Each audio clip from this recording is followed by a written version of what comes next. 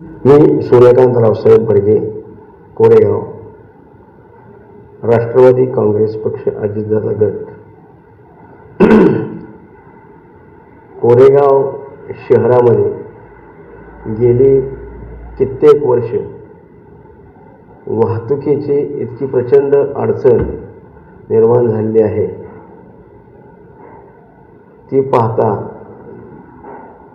आणि ज्यावेळी विशेषतः ऊसाचा हंगाम चालू होतो त्यावेळी हा जो कोरेगाव शहरातून जाणारा कोरेगाव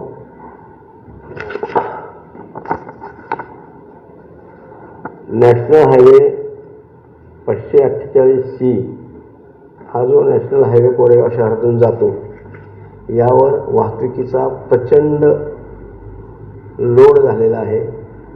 कोरेगाव शहराची वाढीव लोकसंख्या, वाढीव व्यापार, अनेक कोरेगाव शहराच्या लगत असणारी मंगल कार्यालय, अनेक साखर कारखान्यांची होणारी वाहतूक आणि सातारा शहर जवळ असल्यामुळे वैद्यकीय सेवेसाठी म्हसवडपासून लोकांची अत्यंत आवश्यक वाहतूक येणं जाणं चालू असतं.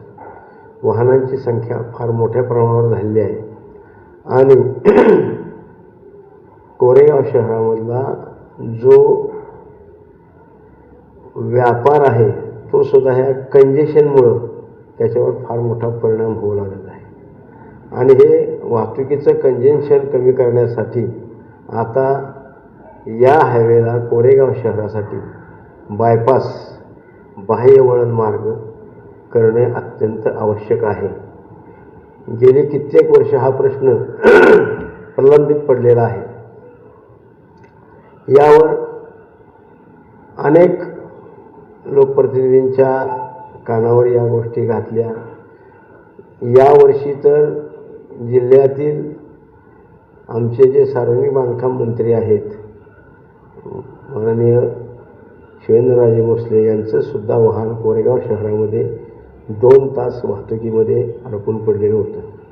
अतिशय गैरसोय, रुग्णांची ये जा करीत असणाऱ्या रुग्णवाहिकांना कित्येक वेळा केवळ रस्ता न मिळाल्या कारणामुळं अनिष्ट गोष्टींना सामोरं जावं लागलेलं आहे. नियमित जर तुम्ही मागोवा जर घेतला गेल्या 2-3 वर्षांचा, तर दररोज कोरेगाव शहर किंवा शहराच्या आजूबाजूला या रस्त्यावर नियमितपणानं किरकोळ अपघात हा होतच असतो. आणि किमान महिन्यातून 1-2-3 एवढे मोठे अपघात होत आहेत. जर आपण पोलीस स्टेशनवरून माहिती घेतली तर आपल्या लक्षात येईल अनेक कॅज्युअल्टीज ह्या रस्त्यावर झाल्या. आणि यासाठी या जिल्ह्यातील राज्यसभेचे खासदार आदरणीय नितीन काका पाटील यांच्याकडे ह्या प्रश्नाचा पाठपुरावा आम्ही आमच्या वतीनं अनेक वेळा केल्यानंतर त्यांच्या ही गोष्ट लक्षात आली की कोरेगाव शहरासाठी बायपास असणं ही अत्यंत आवश्यक गोष्ट आहे. आणि याकरिता त्यांनी पाठपुरावा करण्याचे मान्य केले आणि त्याप्रमाणे केंद्रीय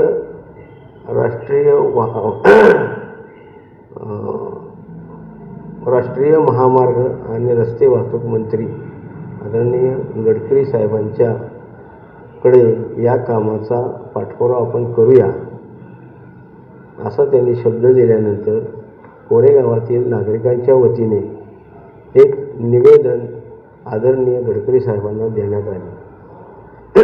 त्यानंतर मी सर्व कोरेगावांच्या वतीनं एक निवेदन नितीन काका पाटील यांच्याकडे दिलं आणि मग नितीन काका पाटलांनी दिल्लीमध्ये संबंधित मंत्री महोदयांशी चर्चा करून या महामार्गाला बायपास कोरेगावमध्ये असण्याचं महत्त्व पटवून दिलं आणि केंद्रीय रस्ते वाहतूक मंत्री आदरणीय नितीन गडकरी यांनी या गोष्टीचा पाठपुरावा करण्याचं आश्वासन देऊन या प्रस्तावित बायपासचा DPR तयार करण्याचे आदेश मागील आठवड्यात देण्यात आलेले आहेत.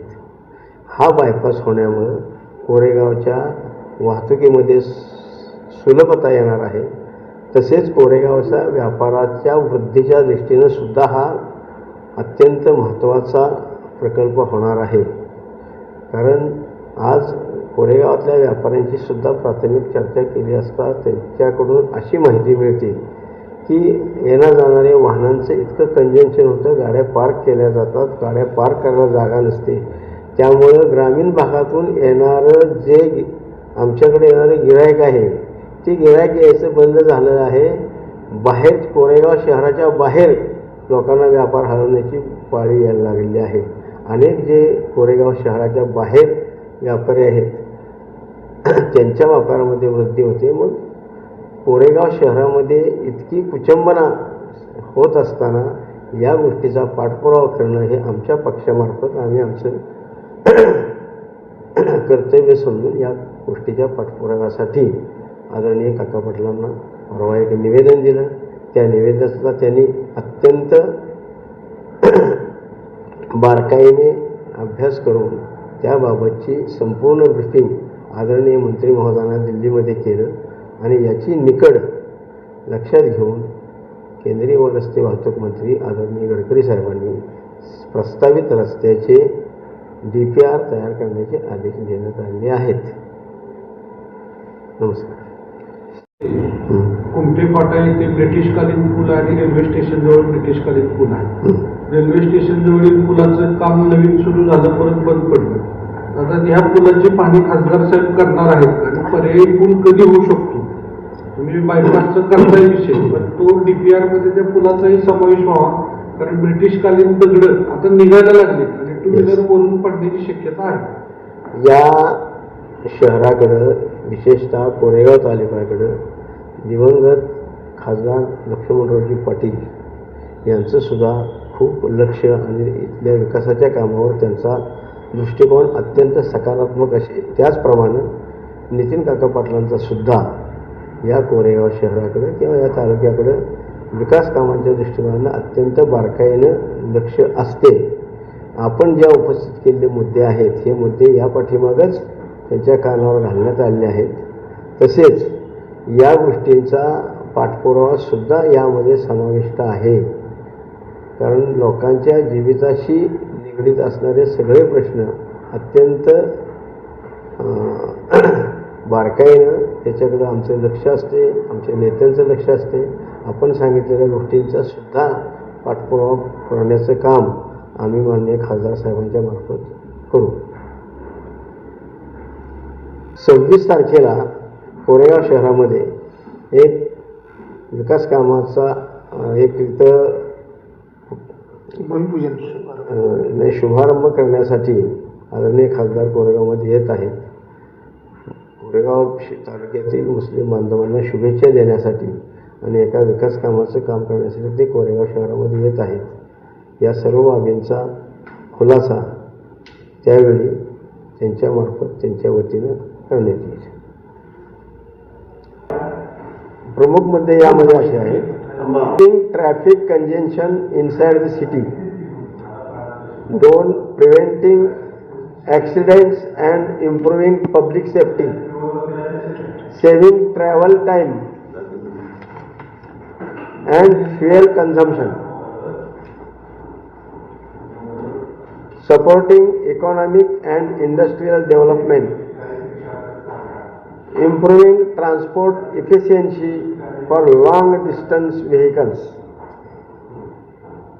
enhancing the quality of life for residents of Koregaw.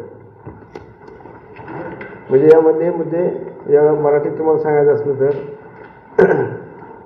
जे ट्रॅफिक जाम होते ते सुरळीत व्हावं.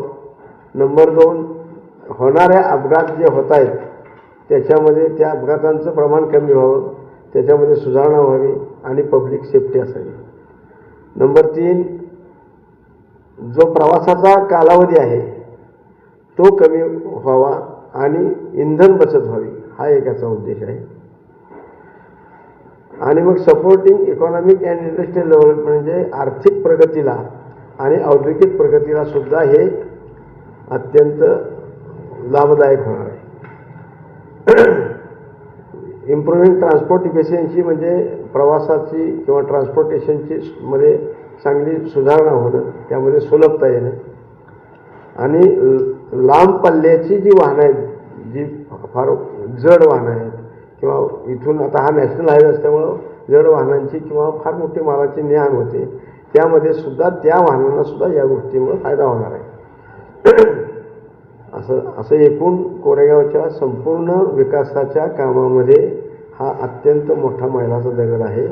हा बायपास होण्यामुळं कोरेगाव शहर आणि कोरेगाव शहरालगतच्या सर्व लोकांच्या दृष्टीनं हा निर्णय अत्यंत महत्त्वाचा आहे आणि तो अंमलात लवकरात लवकर यावा यासाठी संबंधित लोकांच्या मागे आम्ही आमच्या पक्षाच्या वतीनं पाठपुरावा करणार आहोत. कोरेगावमध्ये जी एस टी महामंडळाची बस वाहतूक आहे, या वाहतुकीवर सुद्धा या कंजेशनचा फार मोठा परिणाम झालेला दिसून येतो. अनेक एस टी केवळ कोरेगाव शहरामध्ये जे थांबे आहेत त्या थांब्यांच्यावर इतकी प्रचंड गर्दी आणि ट्रॅफिक जाम असतं की तो जो बस चालक आहे त्याला वाहन उभं करणं हे सुद्धा फार मुश्किलच होते आणि ज्यावेळी वाहन उभं राहतं त्यावेळी ते 1-1 किलोमीटर पाठीमागं ट्रॅफिक जाम होतं, अशी परिस्थिती आहे. त्यामुळं आम्ही आता खासदार साहेबांच्या कानावर ही गोष्ट घातलेली आहे. एस टी महामंडळासुद्धा आमच्या काही गोष्टींची विनंती करण्याचा मानस आहे. DC साहेबांशी एक मिटिंग करण्याचं म्हणजे आमच्या डोक्यात आहे. तसं त्या पद्धतीचं ब्रीफिंग आम्ही खासदार साहेबांना केलं आहे. कारण ज्या खेडेगावावरून येणाऱ्या बसेस आहेत, कोरेगाव शहरालगतच्या सर्व खेडेगावातून कोरेगाव आणि सातारमध्ये शिकण्यासाठी अनेक विद्यार्थ्यांची ये जा असते आणि ग्रामीण भागातल्या विद्यार्थी आणि विद्यार्थिनींना या व्यवसायाचा फार प्रचंड मोठा फटका बसत आहे आणि यासाठी काय उपाययोजना करावी लागेल त्यासाठी आता माननीय DC साहेब सातारा आणि कोरेगाव आगाराचे व्यवस्थापक यांच्याशी चर्चा करून यावर तोडगा करण्यासाठी काही मार्ग निघतो, याबाबत आम्ही लवकरच पाठपुरावा करणार आहोत.